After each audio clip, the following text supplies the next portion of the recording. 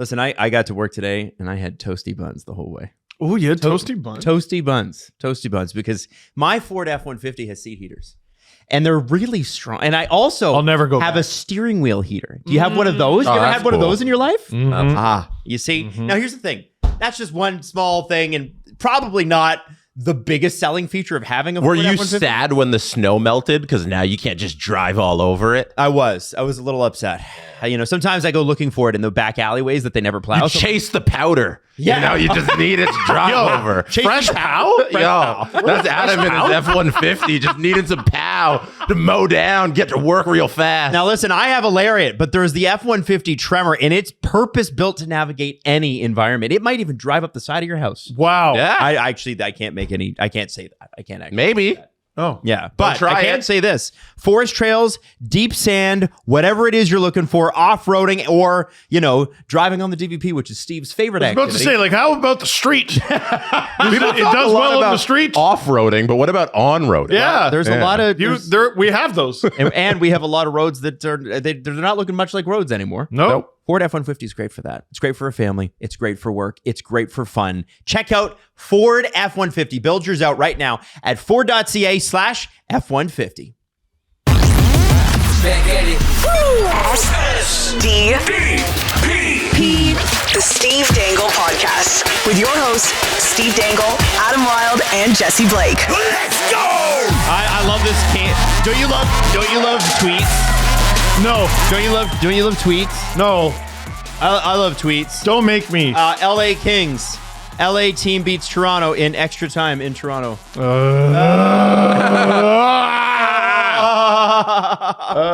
You know who hated that? Most of the Kings roster. Yeah, they were all. Yeah, a bunch of Blue Jays fans play for the Kings. But Yeah. that's okay.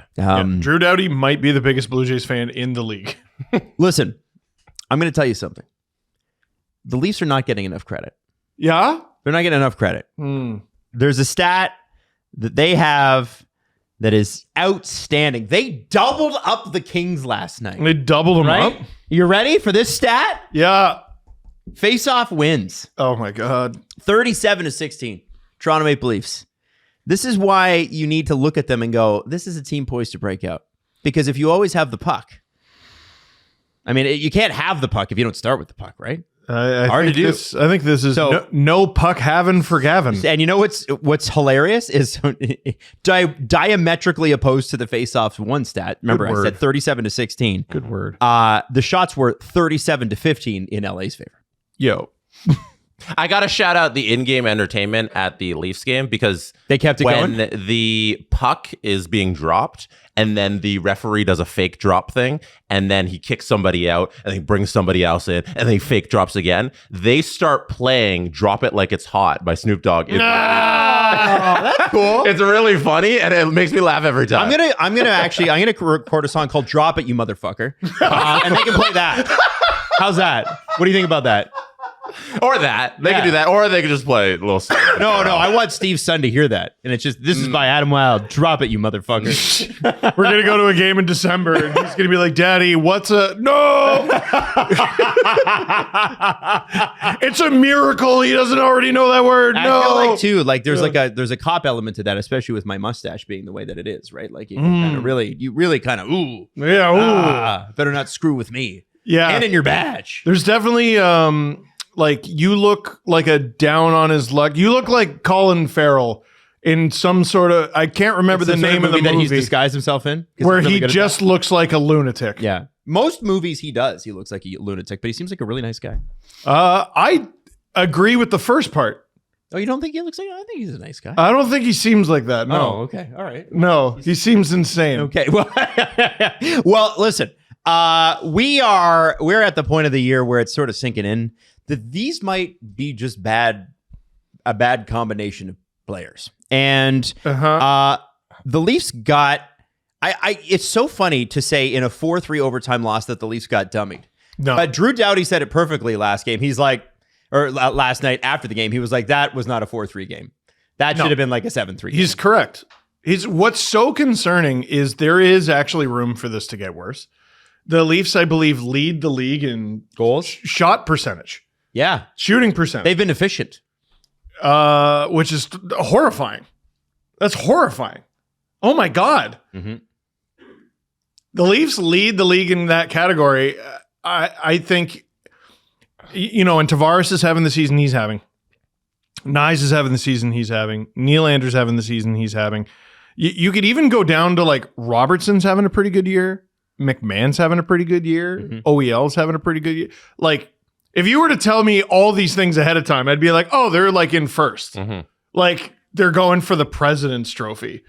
And it's one of the most unwatchable products they've ever put on the ice in the 19 seasons I've been doing LFR. Yeah, the things you're saying about like those guys having good years, it's all of those guys are having good years offensively. Yes, it's such a good point. Nobody Limited. can do anything at the other end of the ice or in the neutral zone at all. They And don't have the puck. That's where the problems lie. Like nobody can transition the puck into the offensive zone. They're just kind of scoring off of chances that they get, the few and far between ones. But like to pause on that Drew Doughty thing, that quote was given to Sean McKenzie post game, right? So Yes. it wasn't in the scrums after when you go in the locker room. I'm always in the Leafs locker room, so I never go to the away dressing room. But that one wasn't even given in the dressing room. It was given So to- you didn't see this? It was given to Sean McKenzie. Well, I saw it afterwards. Well, so- I mean live. Yeah, so not live. But Sean's there talking to Droughty. He gives this quote.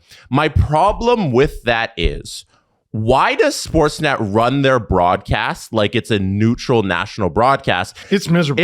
It's not a home broadcast for Leafs fans, even though it's only being broadcast to Leafs fans. It's a I don't regional know. broadcast. This isn't a game that is being broadcast also to Los Angeles Kings fans. It's not also being broadcast to all of North America. It's not a game on ESPN. Why is it that both teams are given equal airtime when this is supposed to be a home game for the Toronto Maple Leafs and a home broadcast? I don't understand the phenomenon of Leafs fans. I don't understand our existence. I don't get it. Because the team never wins. They have gotten bad. Not only are they losing, but they're so bad. And the broadcast just does this. And that's a decision from people are going to point at the personalities. That's from No. up That's on not. high. That's not the on-air people. That's not the. No, it's producers. not. Yeah, And no. by the way, let me throw this at you. You ever watch an Edmonton game? Yeah, They are like, fuck yeah, Oilers. And by the way, every time they take the ice. they do a phenomenal job. Yes. And if you watch a regional Canucks game, listen, I like Dan Murphy a lot. I think he's very objective on a lot of things, but I don't think Dan Murphy's like, hey, Canucks fans, how about you guys go fuck yourselves? Yeah. Hey, you're not fucking smart enough. I feel talked down to. Like, you're not smart enough to understand. Hey, we're going to set aside time for this Kings fourth liner who has a relative who's in the UFC who Sportsnet has a partnership with. Gives a fuck. Ugh. I was glad I was doing the stream last night. I'll tell you this too. It's so wild to come off that, Jesse, after Sportsnet does such an amazing job being the local and I guess national home of the Toronto Blue Jays. They do such. Oh. So here's the thing. Yes. Completely different. Like the Leafs, the talent's there. The know-how's there. You don't understand what the blockage is. The Blue Jays broadcasts are so darn good. They're amazing. They do a phenomenal job with that. The amount of people they have for that one team is incredible. You look at when Rogers brings out. Ed's a Blue Jays fan. Yeah, Of course they do. Yes. When Rogers rolls out the Sportsnet up fronts and they're like, these are our Blue Jays people, the line is endless. It's like 20 people deep and they all do a phenomenal jobs in their little parts of the game and getting the stories of the players. You learn about the guys and they're always focusing on the Jays and the broadcast, Dan and Buck, like they genuinely care about this team and you can tell through their broadcasting and it's phenomenal product. And they have the drone shots and they're trying things, even from the technical side of it. They try things with their broadcast. And then you go to the hockey product and you're like, we know you can do better and you don't do it. Every Blue Jays broadcast should start with, folks, when do you get a load of this shit? Because they're so stoked to show you the Blue Jays. And I just don't feel the love with the Leafs, and maybe we're distracting from just a god-awful game that they played last night. Oh, no, we're going to get to that. But I think it is worth mentioning. It doesn't help. it's a miserable product. Yeah, it's on everything involved. Thursday isn't a national night. No. There was no reason for a any regional of that. game. That is our game. I also, on the broadcast thing, I would like to mention too, just completely aside from what you've said, and which, by the way, we've been hammering this for years. We've been saying this for years. Not that's I know Sportsnet does listen because they do, but it's not like they're going to change anything on our account. One thing that I want to highlight for a lot of Leaf fans, and I don't know if this is happening in any other market, because Sportsnet and TSN outside of Toronto split off the markets. So Winnipeg, Ottawa, Montreal, and half of Toronto belong to TSN Regional, and on the regional side on Sportsnet is Edmonton, Calgary, Vancouver, half of Toronto. Those are what it is. So Toronto's in a unique position here because we've got two different regional carriers plus a national carrier, and Sportsnet is both regional and national along with TSN. Very complicated. But what I'm blown away by right now is during TSN regional broadcasts here in Toronto, TSN's app is unable to properly track IPs. And so a lot of Leaf fans are getting locked out of regional TSN games. And when they go to the Sportsnet app, which can properly... Hold on, let me finish the point and then you can do that. What? I wasn't doing anything. I wasn't doing anything. When they go to the Sportsnet app to go, okay, if I'm locked out regionally at TSN, I must be able to watch through my extraordinarily expensive Sportsnet Plus app. And they can't because they're in the GTA. So there was a ton of people on Tuesday night when I was doing the Bruins game, and it's a Bruins game, right? It's a big deal. Could not watch the game. The only place they could hear about it was us or the radio. Oh, wow. And so I definitely, listen, I hope Bell gets their shit together. But if you, Steve, cue the soundtrack. If you want to, what I would say to them, what I said to people is like, listen, if you pay and you're not getting the service, nobody's going to get mad at you for pirating. If you're really worried about that, go steal it. Go steal it. I can't believe you would imply that. You're already paying and not getting it. I can't believe you would imply that. It'd be nice if we had our own Bob Stauffer. Like Sean McKenzie's so good at his job. Like they turn him into a Leafs guy. Like that'd be cool. You know, like just have him do all the Leaf stuff. He's there on the broadcast anyways for all the Leafs games during the week, and then they switch him out for Hockey Night in Canada. But like, what if he was just waving the flag every time? That'd be awesome. No. Hey, you know who would be good at that? Nick Kyprios. Yeah. I think Nick Kyprios gets it. I think he's entertaining. I don't think you always agree with him. I think that's the point. But I do think here's the problem too with the local broadcast, and I don't know what Elliot would say about this, and we could always text him and find out. But like, I think it's difficult for a guy like Elliot to be on a local panel like that, and be rah-rah Leafs. He can't, and he's not a rah-rah Leafs guy anyway. He's not a Leafs fan. What's that? I don't expect him to be. Yeah. Well, I know, but that's the thing. So you put him on that panel. Well, that panel instantly can't be rah-rah Leafs, can it? I mean, I guess some of the members can be. Aspects of it, like Jeff O'Neill is so blatantly rah Leafs and like very emotional when they're ass. He's so very openly and honestly Leaf fans. Sorry? It's a regional broadcast for Leaf fans. Yeah, he's so very openly and honestly that. How many Los Angeles Kings fans in Canada tuned into that broadcast last night, and is that number 4 digits? Yeah, that's the entire thing. Like, who are you appealing to with this? I think that's exactly it. Who is this for? It should be for us Leafs fans. It's not. It's for whoever hand out the awards for whatever the back scratching ceremony annual is for how fucking nonpartisan we can be. And it's for the industry and look how good we are and look at this and look at that. It's not for fans. All right. I think TSN does a better job at appealing to Leafs fans. I agree. Fans hate your product viscerally, and you're the only option. Like I don't know how you can look at your ratings and be like, we're doing a fantastic job. You're the only show in town. What are you talking about? Yeah. The product's terrible. best you can hope for is the team on the ice is good. And when they're not good, it's so much more pronounced. Yes. Like, I'm not interested in the look how much we know about the Kings thing that happens whenever someone comes to town. And that's most fans don't fucking care. And listen, we're going to get to the Leafs and we're going to stomp all over them based on the performance last night. Don't you worry. Well, but I do think it's a legitimate gripe. It's ridiculous that Bell can't get it together on the regional TSN games. Get it together. Come on, guys.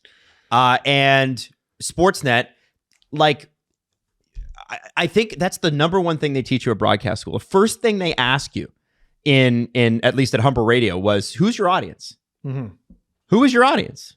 If you don't know your audience, then you can't appeal to them. And there must be a lot of LA Kings fans. How many former Leafs are at Sportsnet?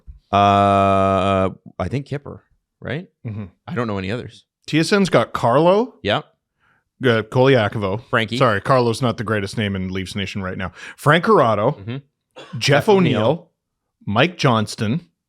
I'm probably forgetting some. And other fans from other markets accept them because they're all smart. Yeah, Frankie is Frankie in does Montreal Montreal, and I'm like, can we have him back? Damn. Can we have him back? That'd be awesome. Yeah. Like, he just Anyway, does a good job. let's talk about the Toronto Maple Leafs, who allowed 88 shot attempts last night. Now, a lot of those were blocked, but for anybody that's paying attention, that's roughly 1.5 shot attempts per minute. 1.5 shot attempts per minute. Here, Jesse has, I took this of my television like a boomer last night. Shots on goal, 37-15. Block shots, 24-8. Missed, 27-11. 88 shot attempts versus 34. I had some people in my mentions going, yeah, but Berube teams give up volume, and a lot of those chances were garbage. Guys, they did not hit double-digit shots on goal in a period. There were 4 periods last night. They were outshot in all of them. The only period the Leafs can sort of hang their hat on was the first, where they legitimately looked the way they did last year. They were outshot. It was 6-4 or 7-4. They look good. And the only thing you can look at is go, well, they actually outshot the Kings in even strength shots. The Kings had 2 power play opportunities. Yeah. That's where they got their lead. The Leafs scored 2 goals. Bobby McMahon breakaway, hooray, hooray, all that stuff. The rest of the way, I think it was 27-11 shots on goal at home. Oh my God. And the Leafs have played a full third of their home schedule already. Yeah. Here's what I don't want to do. Every single LFR and every single podcast is come on and just go, oh my gosh, they're bad. We have to talk about why. We have to talk about why, and we have to talk about what can be done, because they cannot continue this way. So before we get to just one thing on the shot attempts, a lot of argument about hey, they're allowing a lot of low volume stuff. If you look at the heat map from last night on Natural Stat Trick, you will see that the Kings' attempts do come from in close. The majority of their attempts come from the face-off dots and below, as opposed to the Leafs, where they have a kind of a heat map around the net there, and then things are from the outside. So it is not that it was just a lot from the blue line and thrown on goal. It was a lot from in tight and from the middle, and the Kings got high danger shots. This is what it looks like every game. This is how the Leafs play hockey, and it is a huge problem. I'm at a bit of a loss. So one of the big discussions today is they cannot move the puck. Their decor cannot move the puck. It's the exact same decor as last year. Exact. I know that minus Tanev. An injury to Tanev, yes. But he's not the greatest puck mover. He's safe. He's safe puck. He's safe. He eats, he blocks a lot of shots. I mean, if you were to look at it, Steve, they did get caved a lot last year too in these size thirds chance. I don't know about caved. They got outshot, but generally you would look at the shot counter, and I found myself nearly every game looking up at the shots at the end of the first or something like that and going, oh really? because it never felt like it. Sometimes, Last season. Last season. Okay. Sometimes it felt like the other team had more of the puck. Actually, most times it felt like they had more of the puck, but I was like, yeah, but what did they do with it? Exactly. Everything was kept to the outside. Stolarz is stopping muffins and Woll is stopping muffins, and they're blocking shots, and a shot gets through. They clear the rebound. Like, it was what we were sold. And this is why, like, I still am resistant of the narrative that, well, this is Berube hockey and it sucks. No, this is the worst version of Berube hockey. We saw Berube hockey last year and it was A-okay. Yep. They won 52 holy smoking games last year. 52. How many more losses do they need to have before that's mathematically impossible? Not many. I think the shots thing, like, I feel it is how it was last year. They did allow the 8th most shots against in the entire league last year. But as you are saying, they were not high danger shots. And the problem that's turned this year is they're allowing everything through the neutral zone. They can't get the puck out of their own net, out of their own side of the ice, and everything is high danger this time around. So it is the exact same play style, except last year everything was to the outside and it was a bunch of muffins, and this year now everything's in tight, and that's a huge problem. So I want to ask a couple of questions about being at the game last night, Jesse, because I think it's important. But I just want to start with a particular player, because eventually we're going to get into particular players. Okay, Sure. Simon Benoit spent the entire preseason wearing a red jersey. Now, you can't scratch him because your other options are Dakota Mermis and Philip Myers, right? Yep. Or Henry Thrun. Who they have not tried, or Will Villeneuve, who they have not tried. I call up Will Villeneuve today. Yep.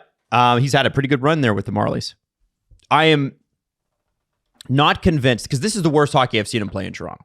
And people are doing the gotcha thing from like 3 years ago. They're like, see, we told you when they picked him up from Anaheim for nothing that he was statistically. Stop. I'm like, buddy, I've seen this guy play. That ain't him. That's No. you know that woman at the front of the airplane? Like, that is not real. Like, that's how I feel about Simon Benoit right now. That motherfucker back there is not real. And I think he's hurt. I don't think he hits. I don't think he plays the puck well. He can't. It's not that he isn't in position to move bodies. It's that he physically can't. Jesse, do you have any sense of, is there an injury there or something going on? To Benoit, no. Like, I don't know. Worse. I don't know if there's any. I'm just not in on that info. But like, I don't see him as one of the guys who's hampered right now. So from the first to the second period, first period to the end of the second period, right? So we go to first intermission, and we come back. So the Leafs are terrible in the second period. What is the vibe in the press box as this is happening? From the first to the second? Yeah, or so the you go into the first intermission, everything's like, okay, it looks like they got it together, and they had that chat earlier this week, and they were calling each other out and trying to hold each other accountable. Like a total shit game in Boston, but okay.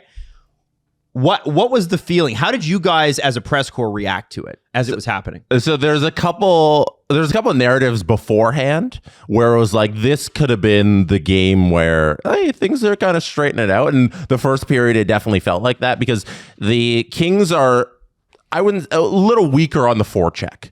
You know, and a team that's a little weaker on the forecheck, the Leafs should be able to like, oh, okay, they're not being hammered hard. Maybe the Leafs can take advantage of that. I don't think they're that strong of a team. On the Kings. Yeah, you're not high on them. Nah. I mean, they've been good. I don't know if they're better than last year. They're a playoff team. Yeah. You know, they're coming in. And I think the playoff thing was being a playoff team was an important narrative yesterday too at the game, because this was the third time this year the Leafs have played a playoff team from last year. Goodness. I don't know. I think it was Mark Masters who said that to me, because it's gone unnoticed. They've played Carolina, New Jersey, and now the Kings. Those are the only three teams who made the playoffs last year that they've played this entire season. In a month and a half? The entire season. At home, you mean? No. Well, because they played Montreal. Yeah, Montreal. Yes, Yeah, Montreal is a playoff team last year too. So yeah, maybe it's 4. Maybe it's. I'm just remembering the stat wrong. moly. But it's less than a handful. It's not a lot. This was the portion of the schedule that they were supposed to take advantage of, and They should be like in President's Trophy range. Right Alter is going to the game in Chicago on Saturday. That game in Chicago is their first trip to the western part of the calendar, the conference, the western part of the conference. This was everything. This little month and a half stretch to start this season. First time taking a West trip, you were supposed to eat up this entire schedule. So the fact that they couldn't take advantage of this, it's starting to get late really early. And it's not that there is panic amongst the higher ups in the Leafs. Why? But because panic's never good. Berube said in his presser there, because like panic's the fun word that's going around right now. But they recognize everything that's happening isn't good, and nobody thinks that it's okay. Like, I feel like we should acknowledge that they also see all of these problems and don't think it's fine. So they recognize they were supposed to be in top of the division right now. They should have had a great record. It shouldn't have been a regular Leafs October, which is one of the biggest biggest marks on this team. Is this year shouldn't have been the regular October, and the fact that we're now in mid-November and things aren't turning around, huge issue. So, I know we talked about Oil-tober, but I think we're experiencing a little Leave-vember right now. Yeah. This is not great. We talked a little about Benoit. Jake McCabe looks like the Jake McCabe who arrived here, which is a derogatory comment. I don't think he was very good when he arrived. Him nearly booting the game away with less than minutes ago is one of the most perplexing plays. Like, that's not a play you make when you've brought your brain to work that day. And he's a good defenseman. He was nails last year. And earlier this season, when they were struggling in certain games, he was unbelievable. It was Bowen Byram he destroyed on the Sabres, and then he fought Alex Tuck and cold cocked him, and you're like, God, I love this guy. And he's been a miserable display to watch since. Adam, I do my best to defend this guy. I think I'm out on Morgan Rielly altogether. Welcome to the club. He did not make a pass last night that his teammates were prepared for. I think was it Nealer that had that thing up on Twitter that was like, there's like 3 other guys and one king around. There's 1 on 4, and he fired it around the other end of the ice where no Leafs were and gave it immediately to the that's like that's like the 5th time they've done that in the last 5 plays behind their own net. And like that's something they constantly do is the puck is behind their own net and they're unable to get it out of the. So is that Mo or is that the system? I think that's everybody on their team. It's a lack of confidence. So he's making horrible decisions with the puck. So very early in the season, this is enough losses ago that I could forgive you for forgetting. They had that game that they blew against the Red Wings. I want to say it was with less than a minute to go. He has his entire team around him and maybe 2 wings forecheckers who are pointing the other way. So they're not even really a danger. He ices the puck for no good reason. Mm-hmm. You have 4 teammates to pass to. You can carry it yourself. You don't have to pass that puck. You can carry it yourself. That's one thing. I know it's a different position, but Nick Waugh is doing really well. Yes. He's holding on to it, and he's gronking his way to the front of the net, and it's leading to good things. And who did it last night? Who held on to the puck, and it was good? Who iced it for no reason? Was it Rielly? It was Mermis. Oh, Mermis. I texted you when it happened because it's not just Rielly doing that. It's not just Mermis doing that. It's everybody on this defense. So then, why they're all doing it? Is it not a systems problem? Nobody's telling you to ice the puck. That's a brain You thing. can take It's a brain 4 thing. more steps and your stick will pass the red line and the refs will give it to you because it's not icing. Nobody's telling these guys to do that, but for some reason they play scared and they don't play with any type of pace. There was a moment last night where Rielly passed the puck to Calle Yarncroke, who is not looking. And when the puck showed up, Yarncroke's like, what the puck's here. He had no idea it was there. And there was another one just before that I was frustrated because I was like, if the Leafs get scored on here, I'm not even going to be able to show like the NHL edge, this is Rielly's fault thing, because they were hemmed in for so long. He makes a stupid pass to someone who has no idea that puck is coming. No idea. And they were hemmed in for at least 45 seconds, hemorrhage, God knows how many shot attempts. how many shots on goal, how many scoring chances. And I don't think it ended up going in, but I was just like, this is just a symptom of how garbage this team is. Yeah. Yep. It compounds on itself. They make one mistake and then they can't get out of that mistake. Like, there's a grand total of one defenseman playing well right now. Yeah. So and it's Oliver Ekman-Larsson. And I freaking love him. And Would die for him. Here's the thing. So William Villeneuve is a name I brought up. He's the only active right-handed defenseman on the Marlies who is healthy, because they have Matt Benning as well, but he's injured. At least he was an NHL player once. He was healthy. That might be an option. You friggin' give it a shot. I don't know. But what I would say, some of the criticisms I've seen of William Villeneuve's game is, he puts up lots of points in the AHL, but where's his defensive game at? You're the worst defensive team in hockey right now. Yeah. So I actually don't give a shit. Well, and if Morgan Riley can't make a pass out of the zone, which kind of kicked off this element of the conversation, what exactly do you do here? That is Morgan Riley's game. People talk about the fact that there's a lack of puck moving on the Leafs blue line. I think the fact that Morgan can't make those, I'd like him to move it less, is the fact that it really screws up, because Oliver Ekman-Larsson can do it. Morgan Riley should be able to do it, is paid to do it, cannot do it. McCabe's and if he could, then with Tanev and McCabe being okay at it, then the Leafs defense is fine again.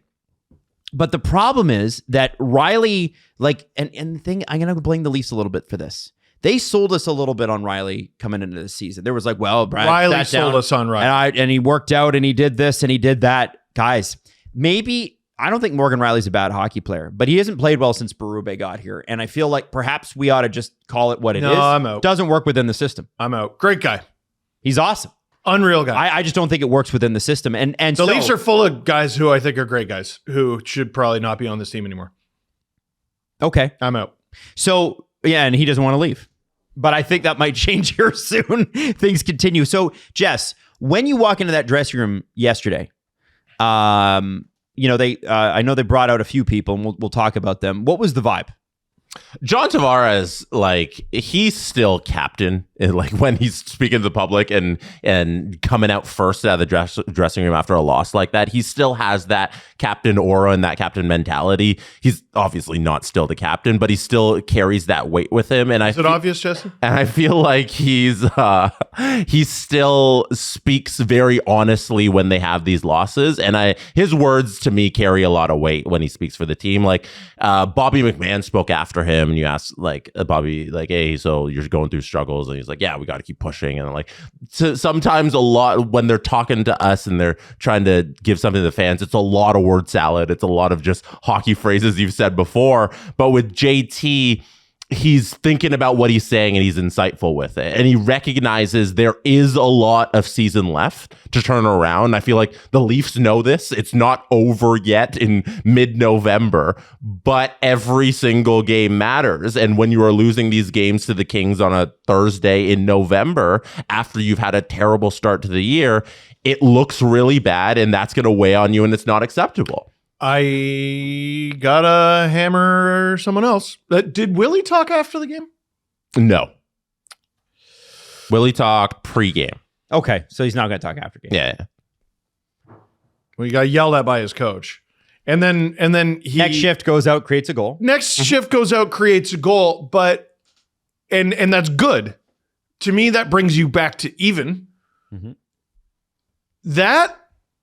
second goal, I think. Yeah, when he doesn't pick up Byfield. Doesn't skate, gets caught out there too long. Because he stayed out. Yeah, that is why there's at least another tier of hockey player above William Nylander. Right there. Offensively, hard to beat. One of the most insane killers in the league. Might even be top 10. Might. Is offensively is. There's at least another tier. Of course there is. At least one other tier. There's probably two above William Nylander. They're not big tiers. It's not a huge group of players above him. But if you think you're king shit and you think you belong up there, you got to pay more attention to the puck. You got to pay more attention in your own end. detail. Why didn't he pick up Quentin Byfield? I don't know. I know why. Why? He was exhausted. Why was he exhausted? Because he stayed out too long. And he does that a lot. Well, because it's you're like, a fucking hero. It doesn't matter if you're tired. Yeah. If you're out there, you have to play. And so what I need Willie to do is continue to be the offensive dynamo that he is. If you don't think that you can, if you're sucking air at that point, and like every time there's a Leafs goal scored against, it's like the stick on the knees, doubled over, exhausted. When he blows assignments, it's because he's tired. Mm-hmm. And he's a human being. People get tired. You don't need to be out there for a minute 15, man. And when did it happen? Second period. They were the best second period team in the NHL. It's one of the craziest phenomenons I've ever seen. And it's like we forgot about it. Mm-hmm. Mid-Panthers series, they forgot. They completely forgot how to play in the second period. The Leafs were up, I believe it was 2-0 and 3-1 in game 3. Most Leaf fans have blocked this from their memory. There was a fleeting moment in the first period of game 3 against Florida where you might have thought to yourself, are they about to sweep them? Stop. You're going to kill me. Are they about to? No, because remember, the Leafs won the first 2 games in Toronto. No. I'm twisting the knife 360 degrees. Please, uncle. They won the first 2 games in Toronto, and we all said, but now we go into the Lions' den, or the Panthers' den, if you will. Haha. We go into Sunrise. We go to the Panthers' home rink, the reigning Stanley Cup champions' home rink. Mm-hmm. They have home ice advantage here. Mm-hmm. This is where the Panthers are going to try to take back the series. And immediately the Panthers are down, losing, and borderline getting their ass kicked. And I said, holy shit, the Leafs might actually do this. Maurice made the adjustment of switching Barkov, who was getting killed by Matthews. Killed. He switched Barkov off of Matthews and he put the Lundell line there. But the other subplot was the Panthers dragged the long change and exhausted the Leafs so badly that it was like the first period in game 3 might be the last period the Leafs won in that series. Like, I'm haunted by the words of Paul Maurice, and this wasn't even that playoff run. It wasn't even against the Leafs. I think it was 2023 against... No, it was 2024 against Boston. Okay. Monty and the Bruins. You fuckers. All of a sudden you want to make plays. Fuck the plays. Pound their fucking D so that when game 7 shows up, they got nothing left. I'm paraphrasing. The Panthers would kill the Leafs so bad every second period that by the third period, they had nothing left. Mm-hmm. Turn nothing. To mush. To mush. And they lost the ability to do it. You can't tell me any personnel change is what hampered that. I think they got found out or something, and they got to make an adjustment so Ricky Tick because they're gonna be a lottery team. Well, if this keeps up, hopefully, because their pick's top 5 protected. This is the other thing. Like you can't. Like, you have to right the ship now or commit to being reprehensible. Because you can still right the ship, make the playoffs. No one's mad at you. Oh, well, asterisk. No one's really mad at you. Mm-hmm. Your first round and out, no one's happy about it. Step back here, whatever. Be competitive. Ideally, you win at least a round. We take it from there. We'll see. But if you're not convinced you can do that, you're at risk of giving the Boston Bruins the 6th overall pick. Tyler Seguin and Dougie Hamilton again. All over again. Now, and I think they recognize that. Yeah. It's not something that they don't also realize. Oh, yeah? Here, let me just check my... Nope, they haven't made a trade yet. I don't think it's that easy to make hockey trades. No, it isn't. Oh, yeah? Yes. Oh yeah, isn't a defense for just like, hey, do stuff. I think it's actually called Oh Wow. But anyway, I think Bill Zito makes a lot of hockey trades. BetMGM is an official sports betting partner of the National Hockey League, and I'm just going to give you a couple of names: Gimme. Fraser Minton, Alex Steves. What did they do this week, guys? Scored against the Leafs. Right, in their first game back to Minton's first game back to Toronto. Steve's' second game. Okay. There's a player this weekend I'm looking at on the Chicago Blackhawks, and I'm thinking if you're floating around on the BetMGM website, wouldn't it be interesting if? It's not that it's his first game back, but He's a former Leaf. Tyler Bertuzzi. I thought you were going Ilya Mikheyev on that one. Oh, Maybe, why not both? Why not both? Why not both? Bertuzzi's been looking good too, man. Is Joey Anderson up with the big team? I don't know. Let's keep it going.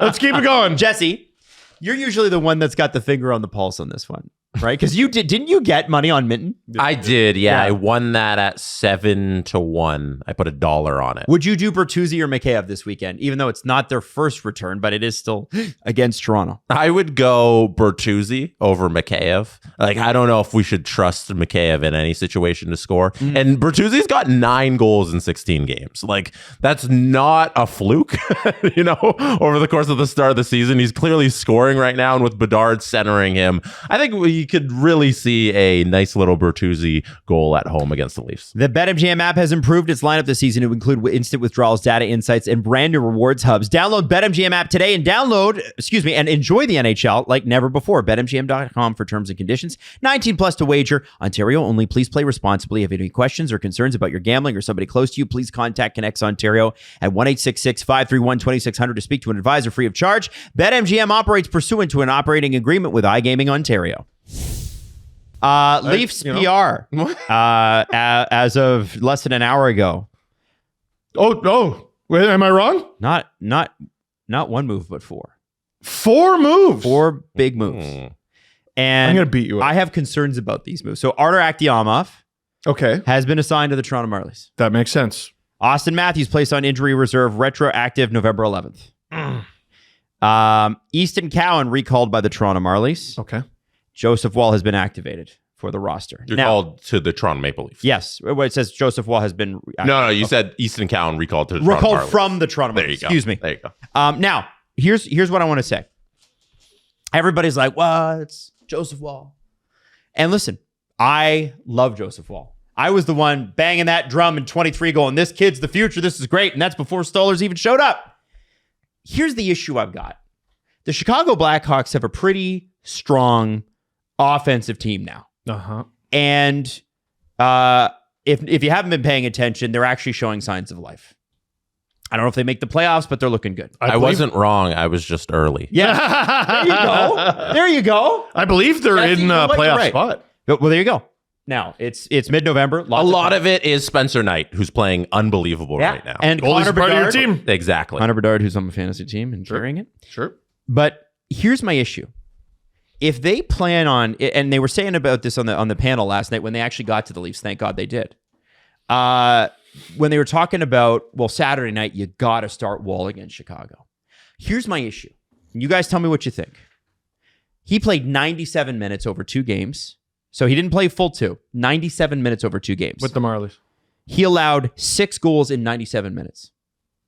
And I know, and you know, and I'm going to use Jeremy Swayman as an example. When a goalie misses training camp, it's often next to impossible to get them going without a serious long ramp. Jeremy Swayman didn't get back last year at all. He looks great this year. Did not get it back after that holdout. And almost took a puck to the forehead. I hate calling it a holdout because Boston straight up caved. So it was a lockout. But he had an .885 save percentage, .372 goals against average. I understand that for goalies, the AHL can be harder in a lot of ways because it's a little bit weirder and whatever. But to me, with Dennis Hill to be playing the way he is, and Dennis Hill to be right now is the Leafs' best performing goalie, which for me makes him the number 1 goalie. He's their best performing goalie all season long. Does not have a win. Yep. The only goalie on the Leafs with a winning record Caden Primo.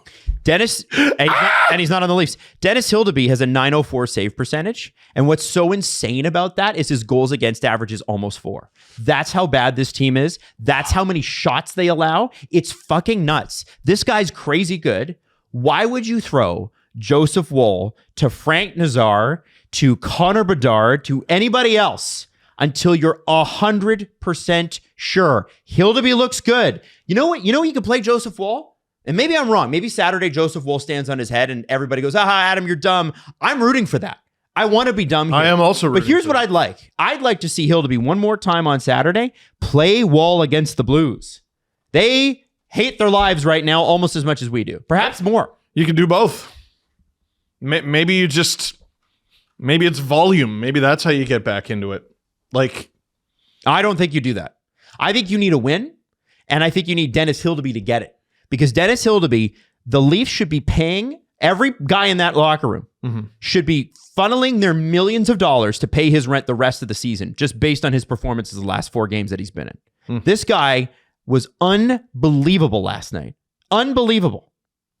And so the idea that we're going to bring up Joseph Woll, who's missed a month and a half of the season, he left training camp so early, and I'm not doubting or finding fault in his reasons, but he left training camp so early he didn't get into a preseason. no, you're trying to put him in a position to succeed. You talk about Berube talks about not panicking. You put Woll in, to me that's panicking. I kind of agree with you because you have a road game in Chicago, but then after that it's 2 days off followed by 2 home games. And it's St. Louis Tuesday and then Columbus next Thursday. That does seem like a softer landing spot, but maybe you don't want to put him in, you Maybe want you want him to start on the road.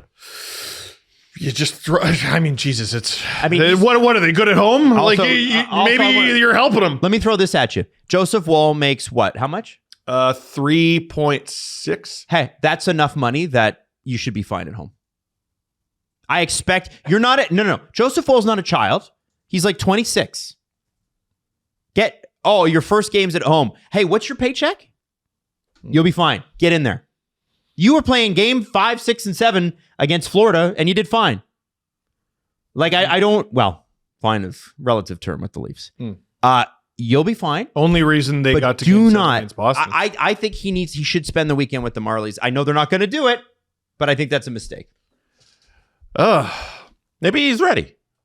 He could just be ready. Honestly, how do you identify that? The long and short answer could be that he's like, hey, I'm ready, guys. I'm good to go. Even though I know the numbers with the Marlies aren't good enough, but he could have told the Leafs staff I'm good. I can get back in there. I want to give it a shot at least against Chicago. And then if he tells you he's ready and the Leafs training staff and their sports science department's yeah, he seems pretty he seems pretty ready. If he were in preseason coming out of training camp kind of ready, where you don't have NHL actual games, but it's first game of the season kind of ready. What if he's just I'm ready to go? Then I don't think you can sit him when he's available. Especially because we just saw with Stallers that playing him too much hurt him heavily. And with Hildeby, somebody who's never played this amount of games, if you're going Boston, LA, Chicago, 1 day rest in between, 3 games in 6 nights, that might be a little much for Hildeby. And it might be better just to roll the dice with Joseph Woll first game back. I think you need to know what you have. I am so pleasantly surprised by Dennis Hildeby. This is a guy, he was on one of the best goalies in the AHL 2 years ago, made the All-Star team, was fine in the AHL last year, took a step back, and then got called up to the NHL and was awful. Yeah, he was not good last year. Oh, my God. And I was like, oh, shoot. I really thought they had something here. Maybe they don't. Ugh. He looks great. Holy shit. That's an NHL option, which is something he was not last year. That is an NHL option. You actually have no idea what you have with Joseph Woll right now, which is concerning. I guess you just find out. Yeah. You just find out. And by the way, I would never trust a player to tell me when they're ready. No. But No. They do have goalie eval there that they would know. They would know better than I would. I've watched exactly. You just got to find out. I've watched exactly 0 live Marlies hockey this year. Any hockey I've seen has been on a replay. So they'll know more than I do, but I'm a little bit worried about that. There's all sorts of guys on the Marlies I'd look at calling up. Yeah. Well, they're not looking at it. Well, and Berube, I thought Blais was a Berube guy, and he seems to have very quickly fallen out of love there. 4 minutes last night, 4:49. I can't believe he hit 4:49. Easton Cowan is being called up. Here's the thing with Easton Cowan, guys. At the beginning of the season, we thought, hey, Leafs need top 6 talent.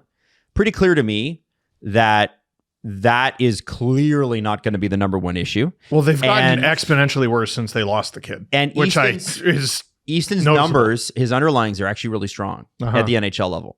So there's your top 6 option. It's not perfect. Is it Mitch Marner? No. But I need people to put Mitch Marner away. He broke up with you. He doesn't love you. Like it's called what do they call it? It's called a breakup because it's broken. Damn. Let's move on. What's the future look like? And when Matthew and I stepped into the league, he was good. Now he's great. And we need to get Easton some time and let him be great, but it isn't going to be fully this year. We need him to be good this year. We need him to be an option this year, and we need him in the top 6. So I like that move. And that brings me to this. There were some people yesterday who were concerned because Jay Rosehill had that rumor about the Leafs and Rasmus Andersson. Now, I know what you're going to say, and I'm going to let you say it. I'm not even going to take it away from you. Okay. But people were concerned because Easton Cowan was scratched from the Marlies yesterday. And people were like, oh no, are they trading Easton Cowan to Calgary? No, they're not.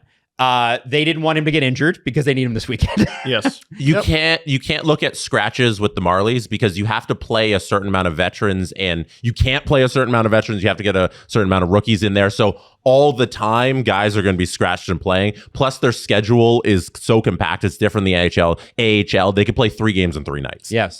Guys are scratched all the time, and they come in and out of the lineup. Don't look at those things just on paper and see a tweet that somebody's scratched and think that means anything with an AHL team. The AHL is just for context. A completely different beast. It's a different system. I also can't blame people for being jumpy.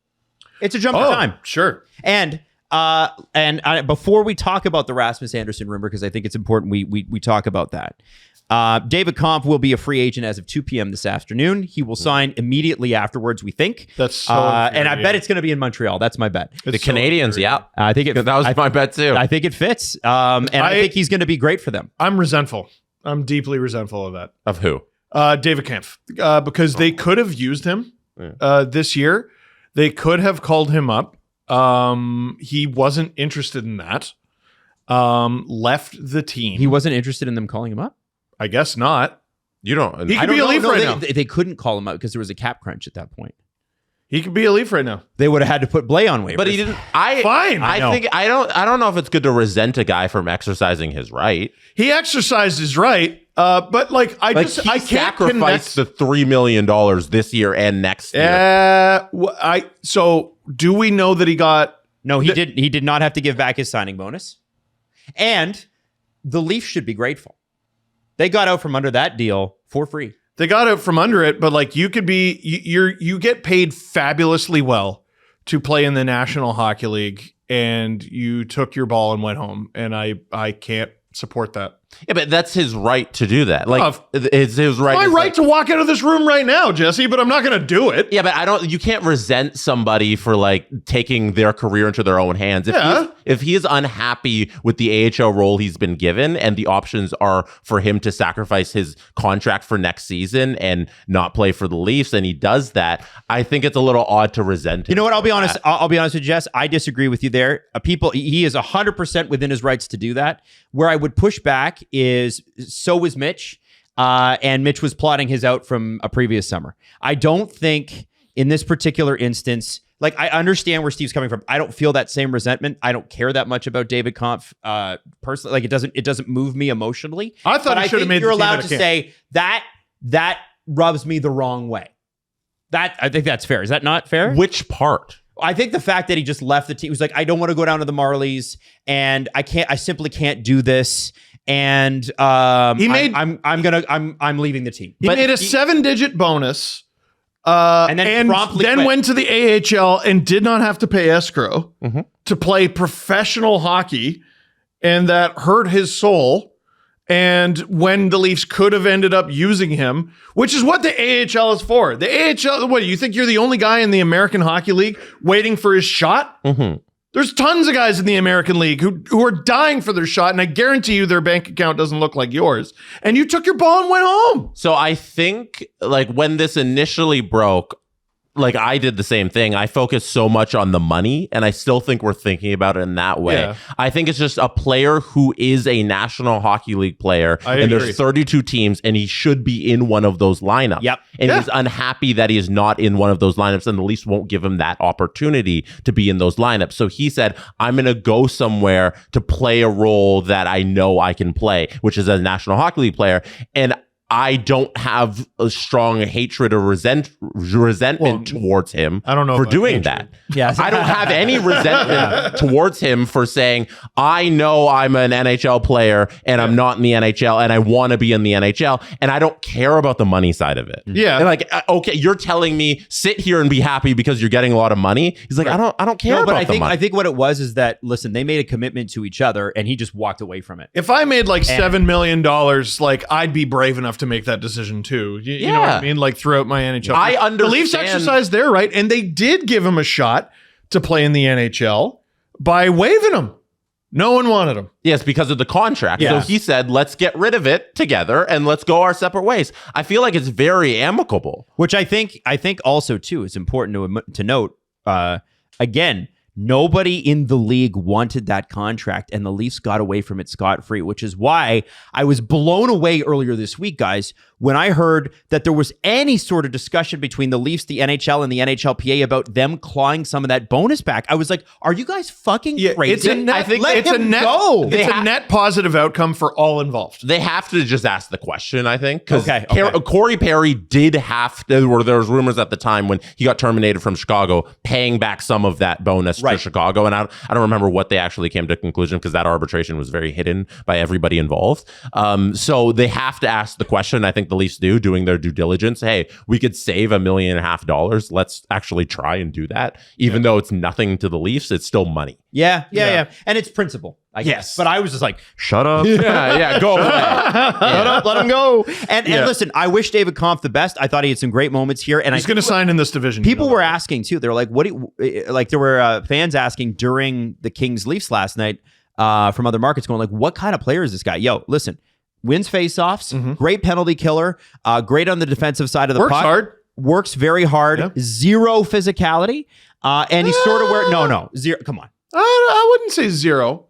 I mean, he's not a grinder, but like he works. Is that physicality? Yeah, rub yourself on me, daddy. Is that physicality? Yeah, for sure. That's David Kampf physicality. Oh, I touched you. You know what? Like that works. Like he's physical, like butter's physical when it gets spread on a piece of toast. Damn. Like it's not. But at $2.5 million, that's too much. At 1.5, whoa. Makes a little bit more sense. That's okay. Yeah, sure. Yeah. Max Domi was the second line center for my hockey team. It was very last nice, night. by the way. And It's just nice to be you that close to smoked you. I think comparing David Kampf to the Mitch Marner situation is apples and oranges. Oh, certainly. I guess my point was like I don't have to like every decision every player makes, even if it is their. That might be. Does that make sense? You know what I didn't like? This is not even. You know what I didn't even like? I didn't like. I'll give you one that is not comparable at all. I was really resentful of Matt Sundin when he refused to accept a trade out of Toronto for Jeff Carter and a first-round pick. Yeah. And I said this, I remember thinking in my parents' living room, buddy, you could set us up for the next era. And instead, he semi-retired and then came and played with Vancouver a little bit. And we got nothing. Well, and listen, Mats gave that team everything, and the management really fucked it up. But in my 17, 18-year-old brain, whenever the hell it happened, I was like, buddy, I still resent Vince Carter for the way he left the Raptors. Horrible. Sure. Like, horrible. but that was not exercising contractual rights. That's no, being that was dick. you're a dick asshole. Like, stop it. But David Kampf, him being called up isn't Vince or Mitch Marner and Sundin. You know, no. Listen. He obviously. Do you think that the Leafs probably could have benefited from just if he was on a smaller deal? He would have been a useful part of this team. It was like the first thing Brad Treliving did, and it was a mistake. Listen, so here's the deal. Yeah, and then he couldn't crack the team. Yeah, hold your feet, hold Brad's feet to the fire for this. But what did you just say?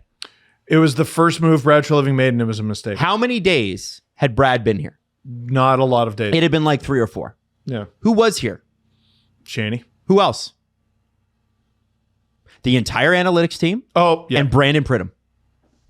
Sorry, guys. Listen, you want to put that on Brad? I was talking about them yesterday in the LFR. Like, those guys must hate their lives today. The Leafs this Leafs team has an analytics squad of 150 people. Like, there's no way they think this team is even sort of what it ought to be. No. And I'm hearing rumors, and I've told you this before, I'm hearing rumors about phone calls to the Leafs and phone calls to Rogers about sponsors being real ticked. Oh, yeah. Really pissed. If you live in activewear like we do, Fabletics VIP is for you. So you sign up for VIP and you get 80% off everything. And it's interesting because, Steve, you rolled in here with a few Fabletics items. Jess, you rolled in here with a few Fabletics items. Yep. And I think the quality is the thing I'd want to talk about because people hear 80% off and they're like, there's a catch about that. Nope. There's something wrong with that. I have tights that I wear for hockey, and it hugs my bum in a way that is delightful. And you'll never see it, but my wife also will never see it because I wear it to hockey, but I see it, and I feel great about my bum. Jesse, your experience with Fabletics so far? It's like the other guys, except not as expensive. Like honestly, the one hoodie I wear from them, it's like green. It's forest green. It's so comfy, and it feels like a very expensive hoodie, and it wasn't. The thing is, too, Fabletics has built a community of over 2 million VIP members and more than 100 retail stores everywhere, which is why when you join them, you kind of are a part of that. And they're also not just about good deals. It's eco-friendly. Their fabrics, half their fabrics are made from recycled materials, and the company has been carbon neutral since 2021. I don't know how many people can say that, but that's pretty great. Not as many as there should be. Treat yourself to gear that looks good and feels good and doesn't break the bank with Fabletics. Go to fabletics.com/SDP. Sign up for a VIP today and get 80% off everything. That's fabletics.com/SDP to sign up as a VIP and get 80% off everything. Fabletics.com/SDP. On the trade side of things, Jay Rosehill said on his podcast, I think it was yesterday morning, that he has a source and that the Leafs took a run or are trying to take a run at Rasmus Andersson. Elliot Friedman backed it up a little bit on the Fan later on that day when he said, yes, I've heard the Leafs tried to make a run at Rasmus Andersson last year at the trade deadline, couldn't get it done, and also acknowledged, and we have said this for 3 years, that there is a tax Toronto will have to pay if they want to do business with Calgary because the owner is still mad at Brad Treliving for resigning. Brad Treliving is allowed to resign under Canadian law from his job. Yeah. But just like within his rights. Just like Steve was mad at David Kampf, Murray Edwards pissed with Brad Treliving. Man, I got to tell you, every moment Brad Treliving spends on the phone with Calgary Flames. Someone from the Calgary Flames should be docked from his paycheck. They're not making a trade with you. Well, and they were close on a deal with Tanev and Zadorov a couple years ago. Oh, yeah? But, did it happen? But I think the Leafs were being used as leverage. And so yes! And the Calgary Flames do this all the time. Really important to note. There's a guy you might know who works there. Name is Dave Nonis. Mm-hmm. He's a VP there. Mm-hmm. Okay? Dave Nonis, former Leafs general manager, leakiest guy in hockey. Easily. I think he was Jay Rosehill's general manager. You said it, not me. Listen, I'm not saying it's Dave.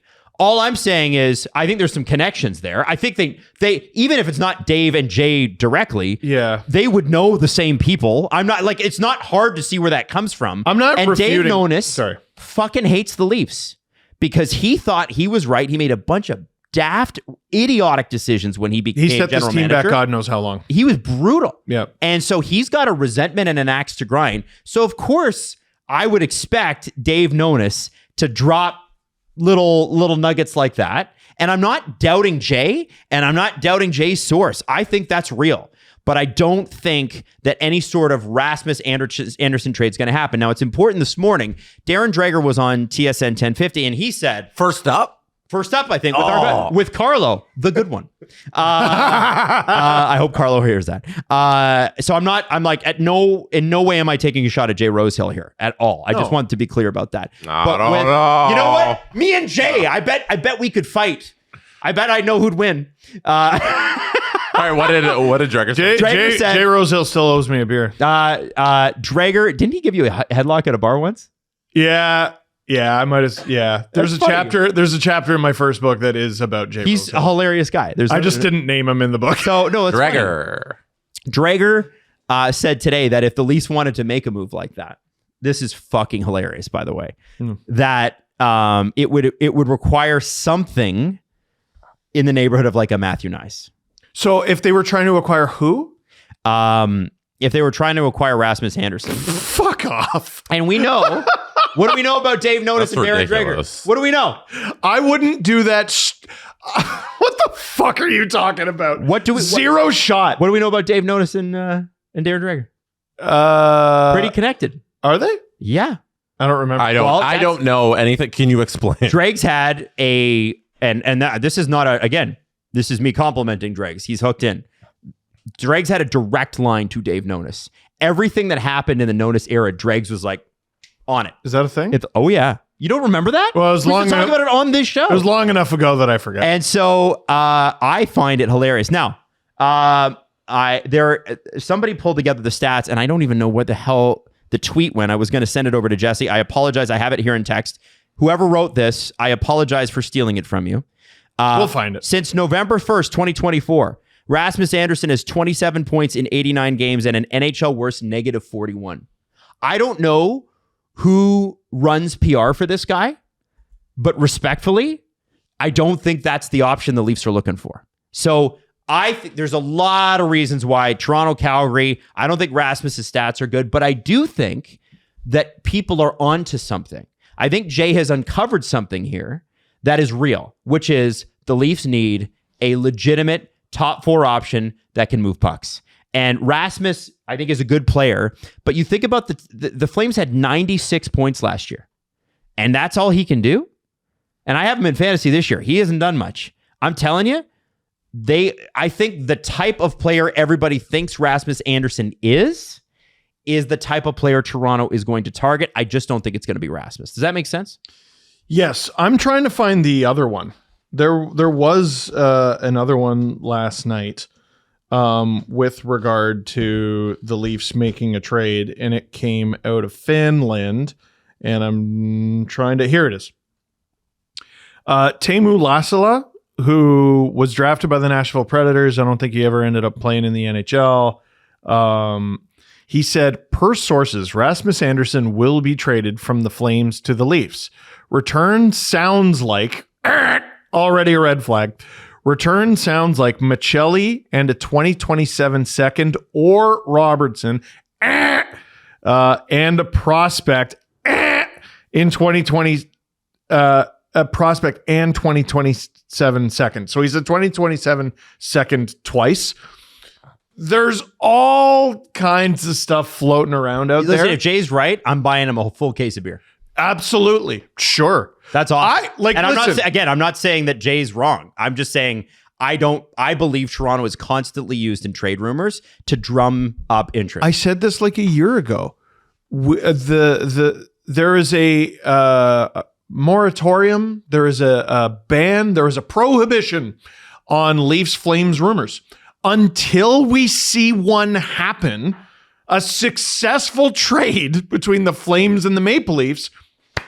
Nope. Why would the Flames only take Michelli or a Robertson in a second round? I don't know. Does that seem like just a right shot defenseman? It could be legitimate. It could be a Finnish guy taking a Finnish guy and throwing him in a trade and being like, look at the Finnish guy who's getting traded. I don't know. Well, it's two people now. Maybe I'm turning a corner on this. Maybe it's going to happen. Oh, man. Tanev, that didn't happen. Zadorov. The agent, I've never seen this. Zadorov was on, who was he on? The Canucks? He was on Calgary. I'm an idiot. Sorry. Yeah. He was on the Flames, and his agent tweeted like the Leafs hashtag, like, hey, Leafs Nation, you want this guy? And we were all like, what? Yeah, that sounds cool. And then it didn't happen. That was the weirdest thing. It was like 48 hours where we're like, oh, okay, Zadorov's happening any minute now. Never happened. Elias Lindholm? Nope. The Kadri stuff? Don't make me laugh. And now we're moving on to Rasmus Anderson? Stop. Shut up. You're right. That's two big rumors involving the Leafs in the last 2 months. Kadri first, now Anderson from Calgary. And then Tanev and Zadorov 2 years ago. You're right. That's crazy. It's not a thing. They pull off a trade, the prohibition's lifted. Until then, literally any time. I want you to do this. We're bringing bullying back. On Twitter or whatever, someone brings up a Leafs Flames rumor, it's your obligation to tell them shut up. Maybe don't do it to Jay Rosehill. Yeah, Jay can back it up. He'll kill you. He'll kill you. Every guy. Don't be mean to Jay. Yeah, no, don't do that. From now on, though, after that, here's my question for you guys, though. Okay, there are a few teams that are willing to do some business, according to Pierre LeBrun. The Blues. I said that, didn't I? Calgary, obviously, is willing to do some business. Of course. And the Wild are also in the mix. That's interesting. So, do you think... You want Murmas back? Sorry. Who do you play for? Wild? Wild. Okay. Jesse, do you think the Leafs could do business with the Blues? Do you think the Leafs could do business with the Wild? Is there anybody there?